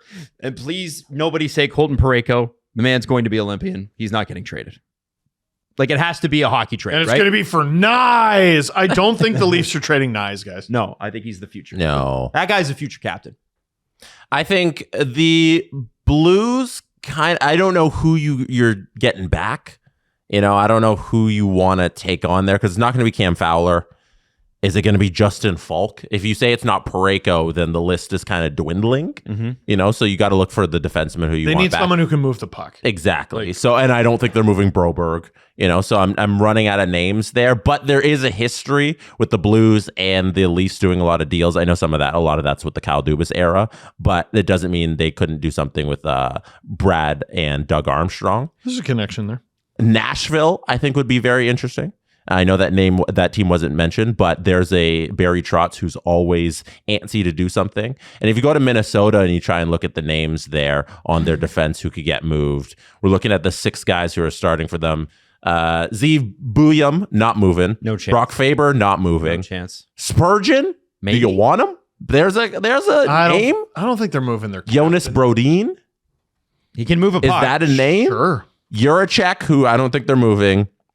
And then we got like Hunt, you know, or Zach Bogosian, who's on IR. So you got to find if we get the teams, now we got to get down to the names. Yeah. And there's not a lot of names that jump out. Like Spurgeon's the only one where we're like, maybe, but he makes $7.5 million. And he's also is that the guy? 35 and he's 5'9". Yeah. So I don't know. Think that's a Leaf guy. Yeah, but I don't know if that's who they're looking for. So I'm slowly going through those teams. I'm running out of names. And Calgary's off, you know. So I don't. Yeah, Calgary. I just don't believe Calgary like until it happens. Straight up, not an option. Yo, listen. If the Calgary deal happens, bully me. I'm prepared to be bullied. I think that As opposed to what? I threw in Nashville. Everyone always bullies all of us. Anyway, I threw in Nashville there because I think you get at least some interesting names. What do you got? With that, you have Brady Shea. Oh, but there's a lot of years left at $7 million. It's 5 more years. I don't think they're moving off of that, but maybe. You got Nick Hague, who they might have been interested in when he was a Vegas Golden Knight. Yes, they were. There's somebody who's kind of interesting. The Preds just got him. Like with Brady Shea, long-term deal signed for 4 years at 26. I don't think they want to move off of him. Nick Perbix, there's maybe, but there's a right-handed D, only 2.75, 2-year deal this year and next year. Is Nick Perbix turning their season around? Is Nick Perbix the guy? I won't lie to you. I had also thought of Nick Perbix. Like, really? You gotta find the guy who's going to be a difference maker and then be willing to make that move. So, and with those teams, like I don't know the names. So one name I'm going to bring up that Nashville moved last year that instantly changed the season for a team. Alex Carrier Uh-huh. for the Habs. He's been spectacular there. So maybe maybe Perbix is the guy. Maybe we stumbled on something. Is Nashville willing to do that 2 years in a row? Is Perbix going to be the guy who turns around the Leaf season? Is he going to be on Legends Row Yes. holding the cup? And in the Oh my we've repeatedly said, well, it's hard to make moves. Okay. Well, you have a minor league team. Mm-hmm. Let's use some guys from there. Yeah. And if you're not willing to do that, then I'd like to know what you are willing to do, because nothing is not an option. And Steve, as you like to point out, that is what the money's for. That's what I don't have sympathy when you are one of 32 people in the world to have this job. Okay, now let me ask you this. 6'4", 205, Nicholas Perbix. Just signed with Nashville. I was about to say, they just got him. Yeah, on July 1st, he signed with the Predators. I don't think that's happening. 2.75 for 2 seasons. It'd be weird for them to move off of him right now. So, list of names, the list keeps dwindling. If Nicholas isn't at the top. The stats are not great. The advanced stats are not great, but Nashville isn't great. So please remember that when you're looking at that stuff, like you're looking at a team that genuinely sucks. Like you look at Cam Fowler.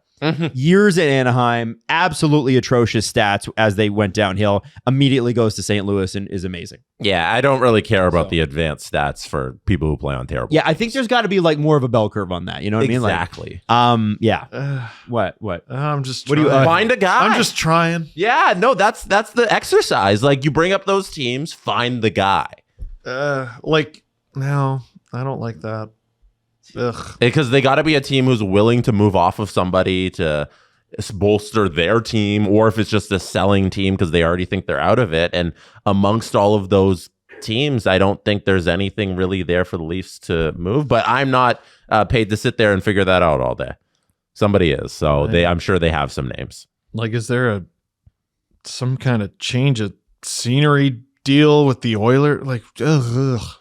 Yeah. It's bleak. Like, listen, it's hard to make deals. That's what the money's for. And if you're not going to do that, I would love to see what you have on the Marlies. If you lose Sammy Blais to waivers, like, oh heavens.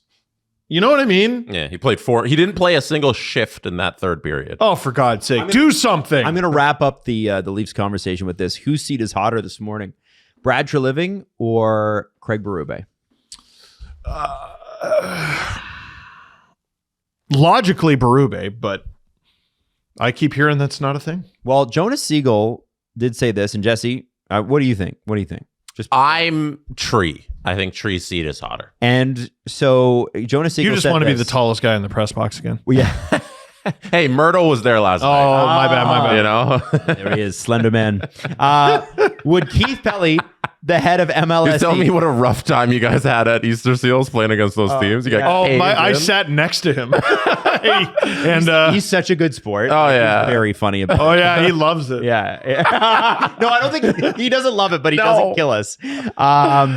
Would Keith Pelly, this is from Jonas's article this morning, would Keith Pelly, the head of Maple Leaf Sports and Entertainment and a huge admirer of Berube, even give Brad Treliving the go-ahead to make a move to move on from the coach if the GM said it was necessary to save the season? Or is it likely to be Treliving's job that would be in jeopardy if the Leafs keep stumbling along? To be clear, this isn't just a Berube problem right now. The roster isn't in a good spot. And then it goes into David Kampf stuff. And they did mention that the fourth line center by Steven Lorentz did not get a shot. I know. Throw that in there.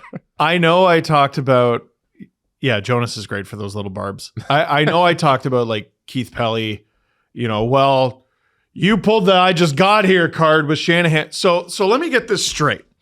You're the CEO, that's the title? CEO. Of MLSE. Yep.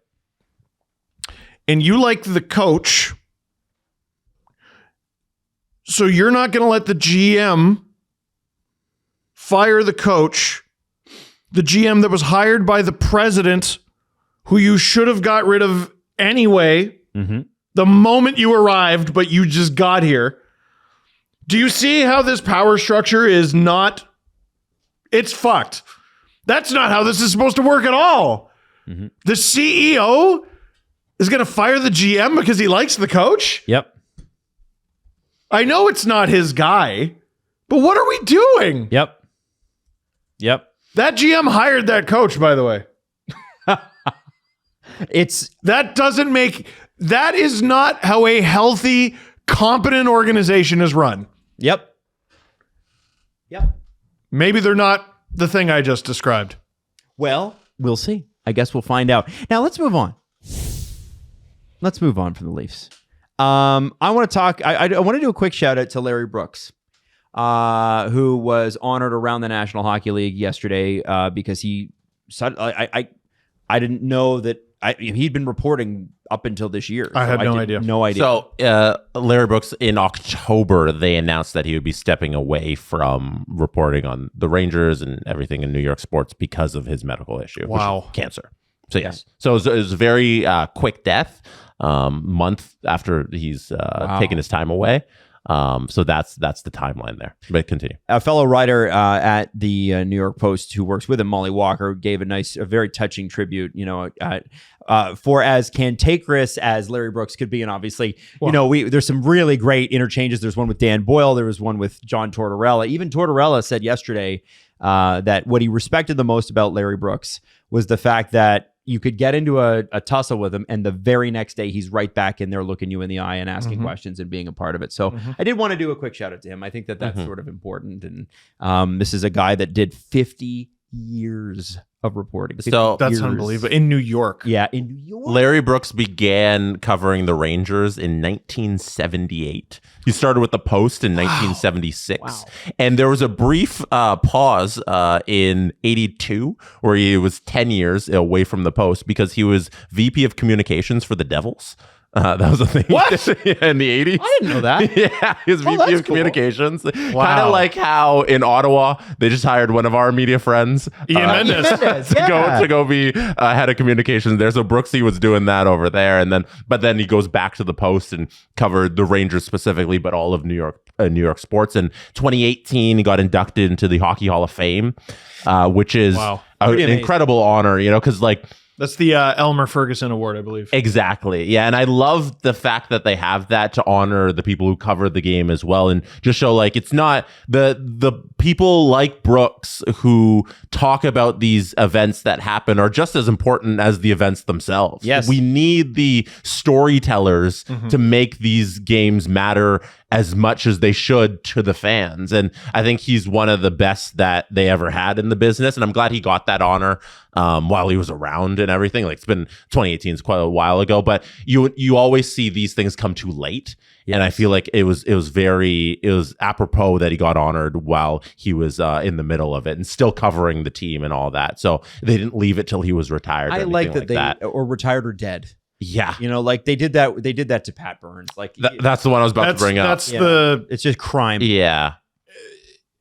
It needs to be, it's a crime that had happened, but it needs to be held up as something that can never happen again. Yes.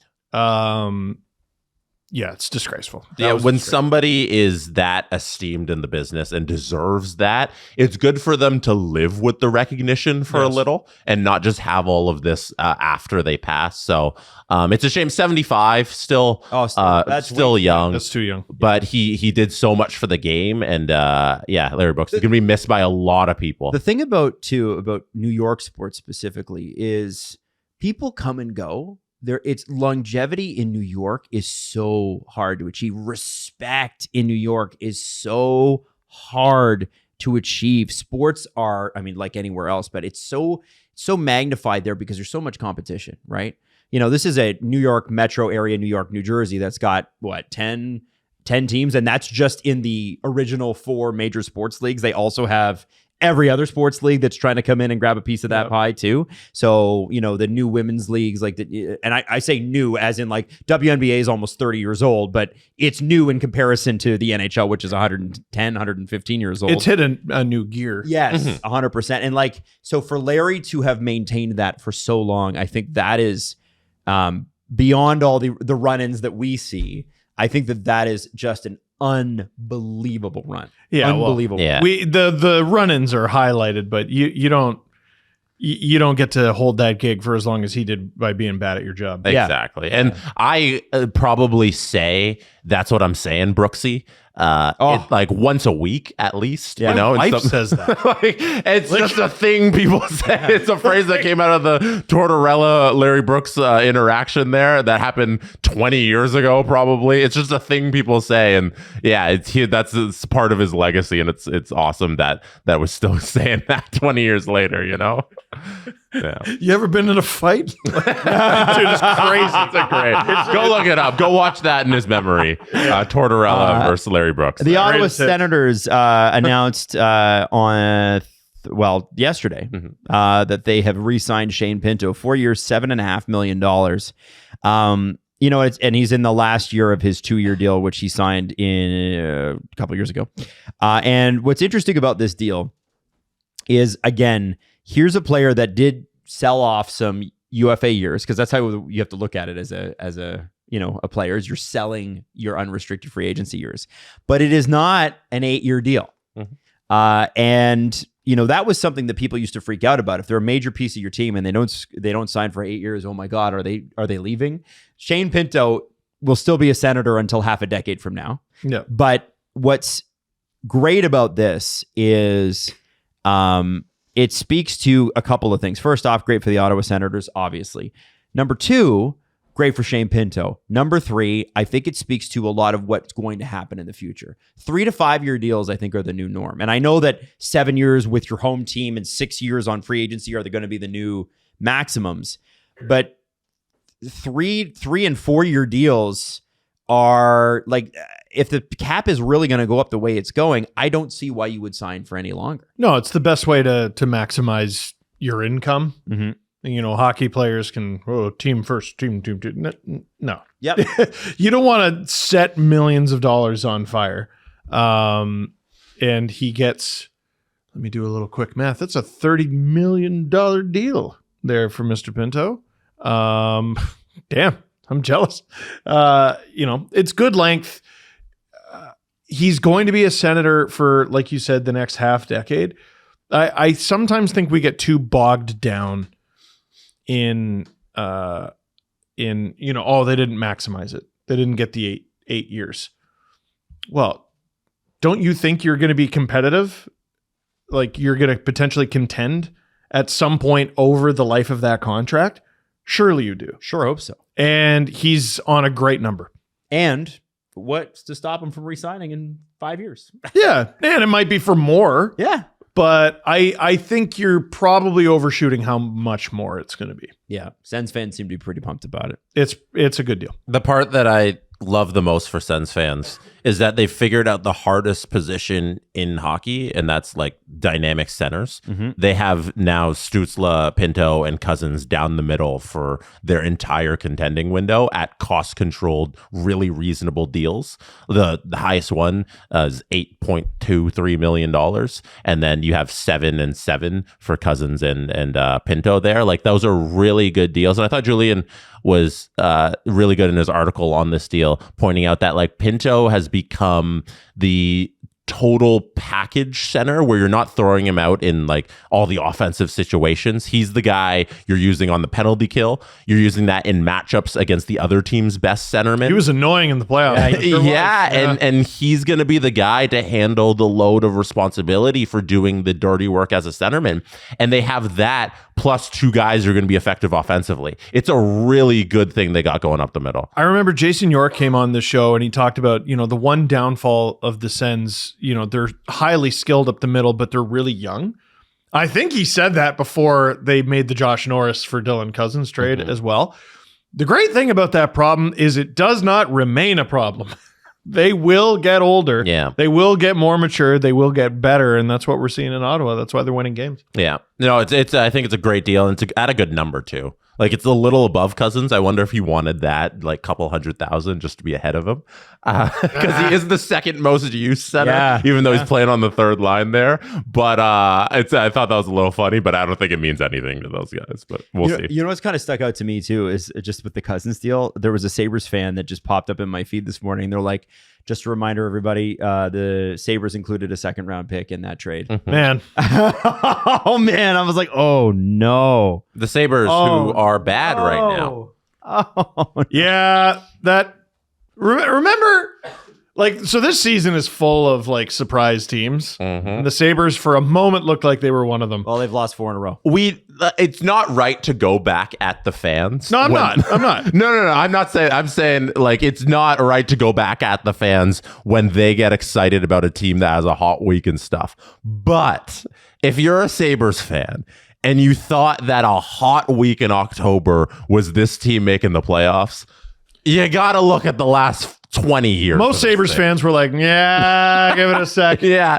Don't start dunking on other fan bases because you won 4 games in October. So I went back to look at who the draft pick was, and I wanted to see like if the draft pick is doing well. It is a 2026 second. Yeah.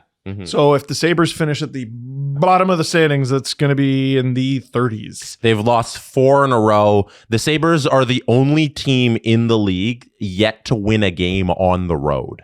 They're 0-5-2. Wow. So far this season on the road. I saw Kevin Adams last night. Didn't chat with him or anything, but he was in the press box last night at the Leafs game. I thought he'd like stare at you. Doing some scouting. He'd point at you like the Family Guy monkey. Just Yeah, he didn't approach me asking like, why do you think I shouldn't have a job or anything? But he was hanging around. Did he look up at you and go, oh, I thought you were a palm tree?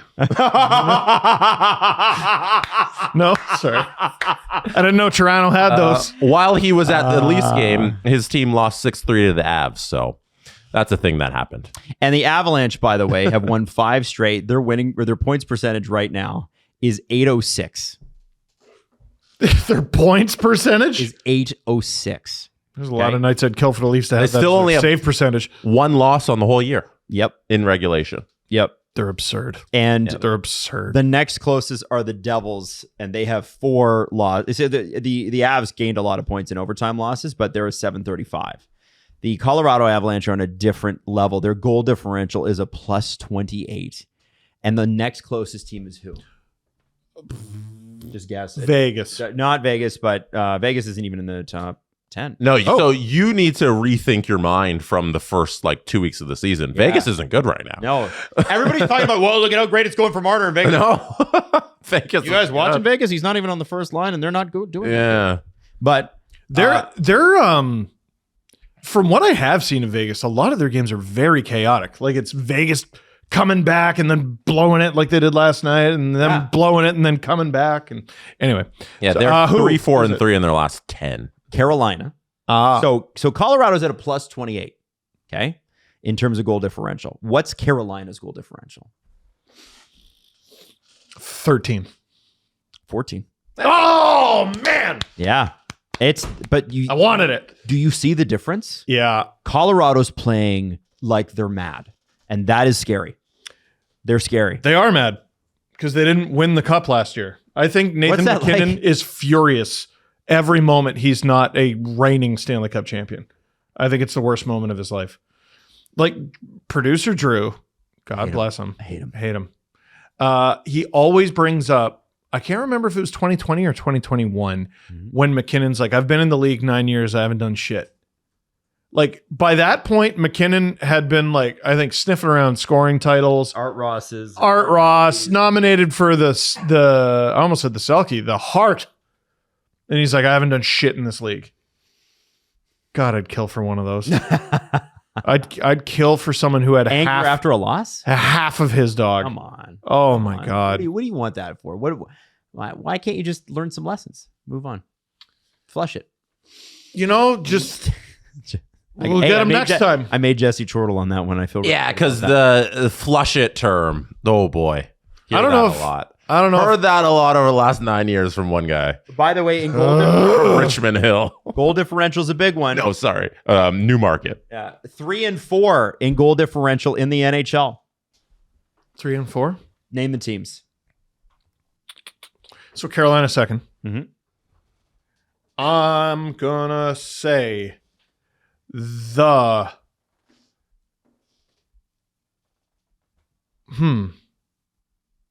I actually have no idea. Anaheim Ducks. Oh, son of a and Chicago Blackhawks. The who? Yep. Both at plus 11. They are tied for third in goal differential right now. The Blackhawks and the Ducks, baby. The Blackhawks are, they're fun, man. They're fun. I didn't think either of these teams would be this good this quickly. The Blackhawks to me are a much bigger surprise than the Ducks. I didn't think the Ducks. Me too. I didn't think they were going to make the playoffs like you said, but it is because of the OHL videos that we do on this very YouTube channel. I noticed I kept like, oh yeah, where did this player play? Or where was this player drafted? Oh, the Blackhawks. And who's this guy? Oh, he's drafted by the Blackhawks. And the Blackhawks. So they have this crazy young group of guys. Mm-hmm. And I'm pretty sure they also have the AHL's leading scorer, Nick Lardis, who made last year. We featured him every week. He had over 70 goals in the OHL with the Brantford Bulldogs. Mm-hmm. They're healthy, man. They're healthy. Don't necessarily crown them yet because they're still so young, but they're in a good spot. Jesse, you've got the standings up, right? Don't let Steve look. I can pull them up. Don't pull them up. If you think I can read that far, I know, but sorry. I wanted to see if both of you, but I think Jesse's looking at them, so it's okay. I have the team stats up. Okay, do you have the standings it's up? okay. No. Oh, okay. No. Well, I was just gonna know. I wanted to know, and listen, there's a couple game differential between games played here. Sure. So it's not based on points percentage, but on overall points. Give me the top 5 teams in the National Hockey League today, before tonight's games. Colorado, number 1. Carolina, number 5. Whoa, Jesse, I can't participate. Oh, you can't participate. No, I know this. Basically, it's hard because like a lot of the teams have kind of fallen off. The Ducks, number 4. Son of a gun. Surely not the Blackhawks. No. Okay. No. They need a few more. 1, 4, and 5 regulation wins. The Blackhawks do. Devils? Yep. Number 2. Ooh. The last one. Don't overthink it. Don't overthink it. Well, it's not Florida. Great team. Perpetually great team. It's not Vegas. Nope. Perpetually great team. It's not the Oilers. Tax-free state. It's not the Lightning. Other tax-free state. It's not the Preds. Where does the other Robertson play? Dallas? Dallas, number 3. Oh, I thought they were struggling. No, they won 4 in a row. Things change so fast. I know they killed Montreal yesterday. Yeah. A 4-game winning streak gets you to the top of the standings. Yeah, right. Yeah. But isn't that an interesting top 5? I thought, okay, all right. The Ducks being in there is hilarious. I had them getting into the wild card. I did not have them at the top of their division. So, I just they were drafting well and developing okay, and they made a couple trades. But I think what has really pushed them over the top is the Rangers going, would you like 2 useful players for nothing? And they said, yes, we would. Trouba's been great. Kreider's been great. Mm-hmm. You get a little goaltending. You score some goals. You got a Hockey Hall of Fame coach that maybe should know how to be there, but no one ever accused him of not knowing how to coach hockey. The Ducks, man. Hell of a team. What we haven't done all week is a press conference. Jesse, can we do that? The Presser. SDP. The Steve Dangle Press Conference. Missed that. Yeah. Missed that a lot. Good sound. It's good sound. Very good. Saturday, you're streaming, right? Yes, sir. Do you want to promote that for a second? I am streaming. I would like to promote that right now. I'm streaming Leafs, Blackhawks. Probably Joseph Woll's season debut. Are you ready for that? No. So come watch me be not ready for that. Hey, here's let's do the first one. First question. This one comes from Steve D. What's your problem? Because the discrepancy in views for LFR this year between wins and losses is psychotic. Because nobody believes the wins. Nobody believes the wins, and also no one's interested in me being happy. Last night's video is already at 56,000. The Bruins one called Gavin is at 104. Gavin! Englishman, lovely fella. The Hurricanes drubbing is 94,000. The first Bruins loss where Minton scored is 74,000. The great game they played against Utah and they won 42. Wow. No one fucking cares. I want to know why. No one wants me to be happy. Because nobody believes it until they're losing. The Pittsburgh comeback, like that's a super exciting game. 50. No one gives a good gosh darn when I'm happy. Leafs get their ass kicked by they beat the Flyers, but they lost game All 7 right. of the World Series. Anyway. Jesse, how much did you like that? I don't know if we need to go through Steve's entire YouTube studio and just read the numbers. Oh, I dropped all these numbers. I hope I don't All trip right. on them. All right, go ahead, Jesse. Cool. All right, so we got a question here, and I don't know if Adam's actually passionate about this subject because he didn't bring it up and he just kind of went by it. But this was from V_V on our Discord. That says, has Adam accepted Prince Harry's apology for not wearing a Jays hat to the World Series? No. And Adam, if you didn't listen to that episode, was very fussed during the Dodgers and Jays World Series because Prince Harry was in LA with his beautiful bride cheering on the Los Angeles Dodgers, and he was wearing a Dodgers cap. So, Maddie, you can't play this video, but we can play the audio here of Prince Harry chatting about what happened with the Dodgers cap in LA. This is what he had to say. I'm going to wear this from now on. Is there anything you'd like to say at all about wearing that LA Dodgers hat last week and getting it hot LA water? Dodgers hat gate.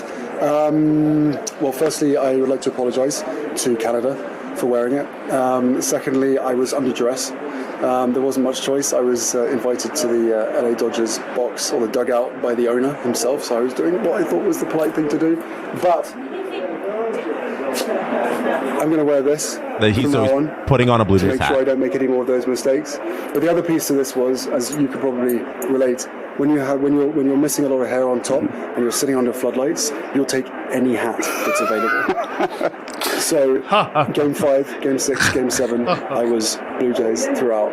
Now that I've admitted that, it's going to be really hard for me to return back to Los Angeles. But no, I'm very sorry to the Canadian public. Devastated that the Blue Jays lost, but go Jays. Okay, so first off, he's not devastated. He doesn't give a shit. Respond, Mr. Wild, First off- representative of the Canadian public who is outraged about Hatgate for some reason. Listen, I didn't know Prince Harry was doing the real estate circuit, but he is. This is as mad as I've seen Adam about anything. And here's the craziest thing about royalty is that even when you're in a billionaire's box, what a billionaire can't be is royal. Damn. And so you can, with that kind of status, you can say to that guy, thanks for inviting me, but I'm wearing a Blue Jays hat. This is the country for which I represent, one of the many, and I'm the prince. I must wear a Blue Jays cap. If Prince Harry doesn't know that, then he's got bad PR people, which he does. He was being polite. Yeah, that's great. He's being polite. How about you represent what you are? You want to walk around and be Prince Harry? And listen, listen, he apologized. Great. I don't think he gives a shit. And therefore, I don't. What? I don't care what he and Meghan are up to anymore. Stop showing me their damn headlines. I don't care. I don't care. How about you go? Listen, I hope think you enjoyed. you do hope you enjoyed care. speaking at the real estate. Care. No, I care about the royal family. No, but you did care when he wore the hat. Of course I did. So? I don't care anymore. I'm allowed not to. He care. said, I'm sorry. No, yeah, he said, I'm sorry. No, here, He was in Toronto. He had to say that. here. What was he going to say? What was he going to do? Double down on it and go, no, fuck the Blue Jays. Yeah. Go Dodgers. Woo. And I was being polite to a billionaire. No, I get that. But dude, you're a prince. You're the only person in the world, status-wise, who's allowed to go, you know what, billionaire? I don't give a shit what you think. Actually. No, I think he's being nice to a friend. No, Jesse, you stop playing that clip before the best part. Here, let me push play on mine. My penis was oscillating between the Blue Jays hat and the Dodgers hat. You know, the guy he's talking about is Mark Walter, who is the owner of the Dodgers, but also the owner of the PWHL. Oh, really? Yeah, the guy who owns the Dodgers. He made the league. I feel like I've learned that 3 times and been surprised every time. Yeah, so I Apparently, think it's okay for him to be like, hey, Mr. Walter, you are a very powerful and rich man. I'm going to wear a Dodgers hat while I'm in your seats, the guy who owns the team. Hey, I'll tell you this, Jess. If he was, if the Dodgers were playing the Yankees, this is a non-issue. One team in this entire country. One team. Okay, he doesn't He represent is a us. prince of that country. Can you I don't imagine care. what would happen if Team England at the World Cup next year is taking on, I don't know, Team Paraguay. USA. Team USA. Okay. And he's sitting in that billionaire's box watching the game and wearing a USA cap. Do you think he'd do that? Not the same. No. Not the same. That's our national team. I don't look at Prince Harry as the Prince of Canada. It doesn't matter if you don't look at it that way. Functionally, he is. Yeah, the function. Truthfully, the function. he is. The function doesn't mean much. Okay, but it's still true, Jesse. Yeah, it's- whether or not you take it seriously, it's actually true. Literally true. I don't think he has to take it seriously because no one else does. Then if he's not taking it seriously, stop calling yourself Prince Harry. He's the prince. He's always going to be that. So the title is related to his birth. He will always be Prince Harry. You can drop that. No matter He what can be happens. Harry Windsor. He can be Harry Windsor. He's going to be Prince Harry because that's related to his birth. Titles can be relinquished, Jesse. It happens all the time. His great-grandfather relinquished the title of king and left the country because he wanted to marry a divorcee. True story.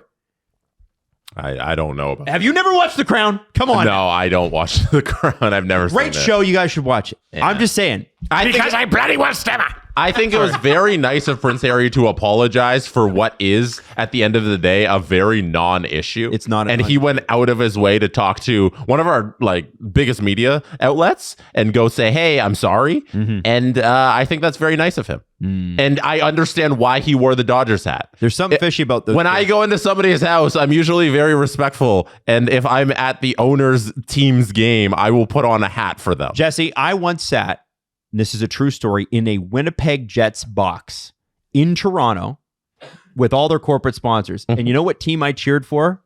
The Toronto Maple Leafs. I think there's a Toronto little Maple bit. Leafs. There's a little bit of difference. I'm not a prince. Between But that's you. the point. Even I'm a normal pleb, and I can still bring it for my team. I think there is a lot less on the line for you going to that box and him sitting in the guy who owns the team seats. One day, Harry and I are going to be face to face, and I'm going to be like, Harry, we're not done here. What if he just wore a black I hat? thought you didn't care. We're not done here. Which Harry. is it? Do you want to see him again and face him face to face, or do you not care? Which one is it? You know what? I do care. There I'm you shook. go. I'm shook. I think you care. I'm still shook. Adam's you penis care. is oscillating between caring and not Next caring. question. What is that? No, that's When I say oscillating penis, That's it's a South audiobook. Park, right? No, it's from his audiobook. Those Oh. are words he wrote and said. I didn't read it Oh. or listen. To Well, the clip went viral because it's the prince saying my penis was oscillating. I thought you were doing the South Park privacy. No. We want privacy. They want private. No, Google oscillating penis. He'll be the first thing that comes up. I guarantee it. I don't, It's Google I don't oscillating think penis I'm gonna. right now. I don't think I'm gonna do that. Google my penis was oscillating. no, don't. Do not.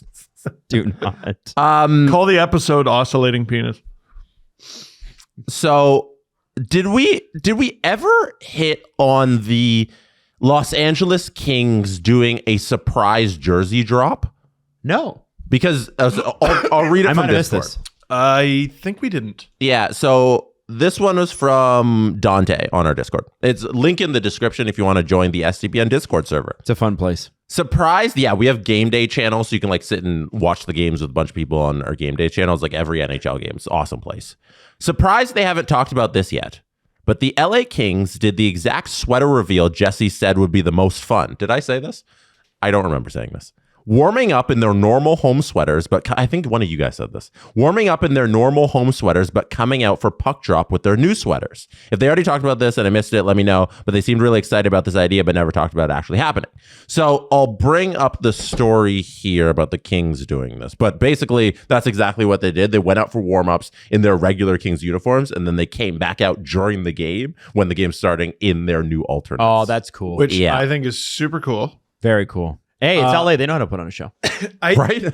I think it was So it happened, and everyone's like, "Oh, it's so cool they did this," and I'm like, "It is." Let's back up. Are the jerseys good? And I'm like, You're not crazy about the jerseys. Mid. There they are. This was on October 8th, so quite a while ago. I want them to go back to the Lakers colors. I really do. Like the purple and yellow were so cool. Their all jersey should be that. I will go back say to that. I was surprised they didn't have a jersey like this already, where it's just the old logo but the new colors, black and gray. I don't know. I kind of think like they won the cup in black and gray. That's what they should be from now on. I don't know, but You could they're throw it fine. back. It's not a bad jersey. It's fine. But the reveal, cool as shit. 10 out of 10. Yeah. 10 out of 10 reveal. I don't disagree with you that it's based on like other LA Kings jerseys. They have better jerseys in their repertoire. Yeah. Like this isn't, I'm not putting that up there with some of the best Kings. a little plain. Okay. Yeah. okay. For anybody listening, can you just describe it for them?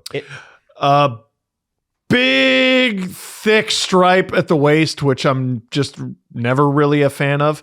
It's the old Kings purple and gold crown logo, but it's in black and white, and big sparkly strips on the elbows. The waist strip is also sparkly. The Kings love sparkle, and I'm not super into the sparkle. And also the helmets. I think the helmets look stupid. I love the helmet. The silver I'm into helmet. the sparkle. You hate a Give me the silver helmet? Give me the Give glitter. me a black helmet. Oh. I don't know. I'm being a fuddy-duddy. I know. I like that they're trying something new. I like that Vegas does it as well. You know, we should be doing more interesting things with the helmets. Maybe this is fine. I know most people actually like this. I don't know. Cool reveal. Full marks for the reveal. I'm hesitant to even criticize anything about the jersey because I want more teams to do this. Fair. God, that might be the only thing that would get me to like feel something about the Leafs right now if they just came out on Saturday or Tuesday wearing a different jersey. I think they've already exhausted that too. No, come out. You have one mission. You have one thing to do. Come out for the St. Pat's game Green jersey. in green jerseys. Yep. They do. No, they don't. It's white with green. I want a green primary jersey. It's all I want. And it's around my birthday. Do it for my birthday. That's all I want. So speaking of uniform things, we can end on this. One, the Leafs need a new alternate. Like they need to get rid of the black one since They are gone. Bieber's distanced himself from that. So like get a new one in there. It'd be awesome if they did something cool. But speaking of the uniform things, we'll end on this. Is this the worst thing that's ever been done to professional sports uniforms? So the Green Bay Packers a couple weeks ago, they debuted their new throwback uniforms. They played in this, I think it was 2 weeks ago. Brown means old. Across sports, brown means old. For their helmets, for anybody listening right now, for their helmets, they painted on their regular football helmets, like modern day helmets. They painted it so it looks like an old school football cap from like 1992, where they didn't really have helmets. They just had those little brown caps with the leather straps on it. So they painted on those leather straps onto a modern day helmet. What do you guys think of this? And they're ready to win the bowl. While For the simultaneously having actual straps that are bright white. Yeah. So this is what they did with their helmets. And this is how they played. It's their 1923 uniform. That's this navy blue and yellow one that Jordan Love's wearing there. That's their 1923 uniform. These are the caps you would wear in 1923. So they painted the caps onto the helmet. Did they win or lose? Oh, they lost. Don't they stink right now? No, they're decent. They're okay. I don't remember if they actually won or lost this particular game. I hope they lost. They're like 5 and they 3. never or wear something. this again. Yeah. So do you guys hate this universally? Well, now that I'm looking at it, I'm like, you know what? They all wear a uniform. Every NFL player should get to be like an NHL goalie and just customize their helmet. Yeah, I No, I disagree. I I'm joking. respect the creativity. Right. I always will. More teams should probably try something. I just feel like this. it looks like they put a baseball glove in their helmet. Like it doesn't look. It's not doing it for me. But I get what they're trying to do. And I say this as a fan of a team with the worst alternate jersey catalog I've ever seen in any professional sports. There is nothing worse than all of the Steelers alternate jerseys. They're all the ugliest thing you've ever seen in your life. So the Steelers also did this. Did they do that? Yeah. I'll bring it up. Is that what the like a couple weeks ago they did that? Yeah. The Steelers, That's the game I missed. The Steelers have a similar helmet thing that they did the other day. I don't know how they do it, Steve. Like we could go through this for hours, but every Steelers alt jersey, like there's ones like from the 30s that they had, they were just black and yellow stripes all the way down. They call them the Bumblebee jersey. Sure. They're the ugliest thing you've ever seen. Plus they've got a gigantic square number in the front. And then their alternate jerseys this year, I don't know, it's like they were trying to be in Tron or something. And yeah, look at this garbage nonsense. Oh my heavens! What is that?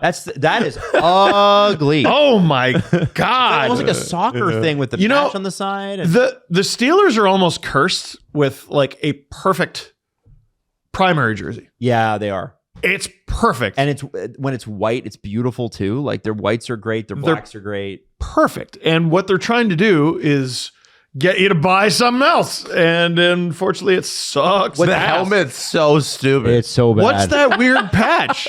Is this a soccer uniform? That's what I mean. This looks like the stripes. they look like wolves from the EPL. What is this? The bumblebee color too doesn't work with the stripes. And then the weird gold pants that are a different kind of color. Like, where does this color come from? Off-white means old. Brown means old. That's what they're going for. Oh, God. Yuck. Ugly uniforms. Are people going too far with uniforms? Yes. In what Are way? we trying to? The NBA has completely ruined their uniform game. Yes. Everybody has 400 Nike uniforms. Everything's a City Connect shit. It's nonsense. Man. The NFL is going with all these throwbacks from the 20s that don't need to be brought back. Are these leagues going too far with uniforms? The shark has been jumped. Yeah. For years, Out of commerce. For years, I was like, this is why the NBA is kicking the NHL's ass. The first positive NBA story I hear will be the first one I heard in a long time. Like they're not doing 6-1. They're not doing anything. Yeah, that's seven? a good Raptors story. Yeah. Almost all of their jerseys are hideous. Mm-hmm. Oh my god, the North jersey for the Raps, enough. You started at perfect. You started there, and you have worked your way backward ever since. The play-in tournament's great. I think it adds That's fun. a lot of stuff. The NBA Cup, I don't mind at all. That's fine. Something to root for. Uniforms. Hideous. Everybody's screwing up that. They're a cream city. Man, we got to bring that bit back where we looked at those were the original city And the Washington ones that look the like Washington Dick and Balls jersey. Dick and Balls one, yeah. That was way back. 2018, I think we did that. That We was were in the Virgin Radio studios. Yeah. for that. Yeah. It was pre-COVID. It was but the Pure Later Studios, you mean? sorry. Pure Later presents Virgin Radio. Yeah. Anyway, long story short, I think we need to get back to. I like what the New York Yankees do. They have 3 jerseys. They have their whites, their grays, and their pinstripes, and that is all it is, and all it will ever be. Mm-hmm. Montreal Canadiens logo has never changed. I resent the fact that the Leafs one ever changed. Honestly, And I the wish way it that was just the same. the way the Yankees keep selling Yankees jerseys is they spend a bazooka amount of money on whoever the biggest star is. And they used to win. Yeah, Been a there while, was that. but they used to win. That's why people buy Yankees jerseys. Anyway, anything else, Jesse? I think we're good there. All right. Well, We're listen, we good. hope you having a great weekend. And Steve is going to be doing a live stream tomorrow, as he mentioned. So look out for that. And next week, I'm doing live streams too. So we will be updating that schedule. But I think I got St. Louis and Columbus next week. Leafs might even win a game. The Steve Dangle Podcast. Follow the guys on Twitter at Steve_Dangle, at Adam WYLDE, and at Jesse Blake. Connection complete.